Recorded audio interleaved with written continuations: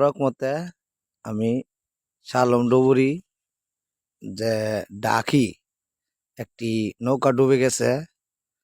তো আমরা বাড়ি থেকে আসলাম প্রায় দিনের 11টা বাজে গেছে। তো আইসা আমরা কাজে ধরলাম।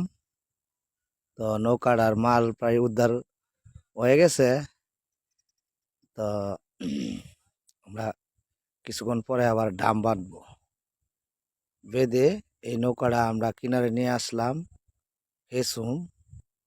যদি আমাদের ভিডিওগুলো ভালো লাগে লাইক শেয়ার করবেন, সাবস্ক্রাইব করবেন, স্ক্রিনে দেওয়া নাম্বারগুলি যোগাযোগ করবেন। আমরা কিভাবে কাজ করি। তো আমি এলাম শালম ডুবুরি।